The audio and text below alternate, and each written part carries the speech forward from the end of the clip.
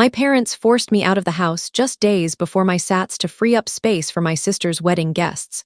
But when I revealed their real plan, their whole world collapsed. I'm 17. And for months, I had been grinding every single day for the SAT. It was the one thing that actually mattered to me, the ticket out of the constant chaos at home. But apparently, in my family, my future will always come second to my sister's convenience. 2 weeks before her wedding, my older sister Melissa decided that 7 of her out-of-town friends needed to stay at our house. Not in a hotel, even though our parents were already paying for almost everything else, not split between the guest room and the living room, and definitely not at the apartment she shares with her fiancé Jack. No, the only logical solution, according to my parents, was to kick me out of my own bedroom and ship me off to my aunt's place in the suburbs for an entire week, right before the biggest exam of my life. They dropped the bomb the night before her friends were landing.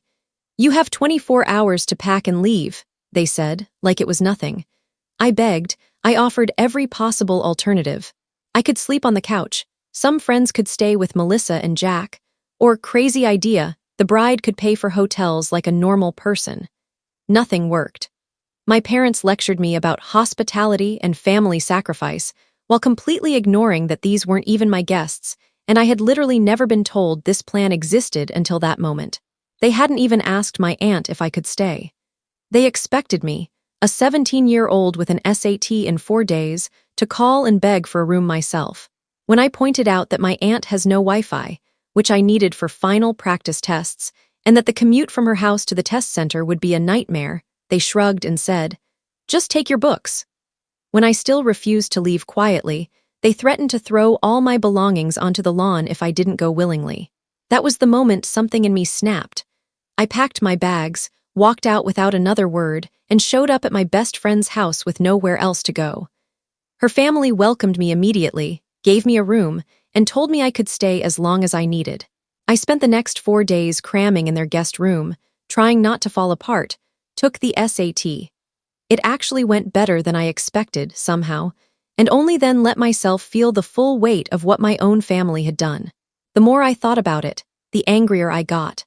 They didn't just inconvenience me, they deliberately chose my sister's comfort over my entire future because, apparently, I've never mattered as much as she does. So, a few days after the test, I messaged Jack. I wasn't trying to blow up the wedding. I just thought the person about to marry into this family deserved to know exactly what kind of people he was tying himself to. I told him everything. How they forced me out with less than a day's notice. How Melissa told me on speakerphone that she didn't care if I lived on the street as long as I was gone. How the only reason they wanted me out was because Melissa found me annoying and didn't want to risk seeing me while her friends were around. Jack confronted Melissa that same night. She admitted everything, doubled down, and even said she didn't think I deserved an apology. Jack was horrified. He told her she was selfish and cruel, demanded she make it right with me, and when she refused, he walked out and called off the wedding entirely. The next morning, my parents blew up my phone, screaming that I had ruined everything and demanding I call Jack and fix it. I refused. Why would I lie for people who treated me like garbage the second I became inconvenient? They begged me not to post anything online before Melissa could control the breakup story. Suddenly, they were willing to promise anything, money, apologies, whatever I wanted, if I just stayed quiet. I almost did it. I almost posted the whole ugly truth just to watch them suffer. But in the end, I decided I didn't want to be part of their drama anymore. I blocked them, blocked Melissa, and walked away. Then I did something I'd never had the courage to do before. I called my paternal grandparents and told them everything. Not just this incident, but years of being pushed aside, ignored, and treated like an afterthought while Melissa got everything she ever wanted. They were furious. Within days, they flew in, picked me up from my friend's house, thanked her parents personally, and took me to stay with them in a hotel while they figured everything out. They called my maternal grandparents too, even though Grandma is very sick and couldn't travel. All 4 of them agreed. I was never going back to that house. My parents didn't even fight it. When my grandparents confronted them, they signed away their parental rights without hesitation. Just like that. No tears, no apologies, no "we'll change." They were relieved to be rid of me. My grandparents now have full legal custody.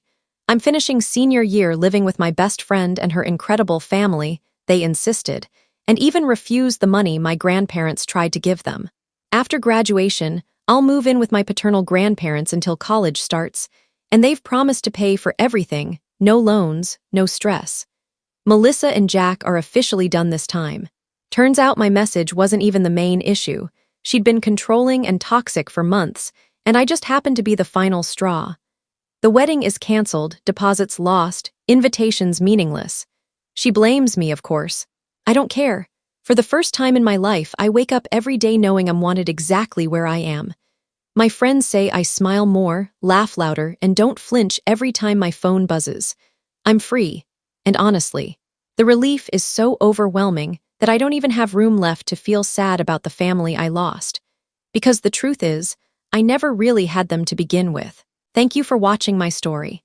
If you enjoyed it, please subscribe and press the bell icon. Stay tuned for more real-life stories, get more experiences.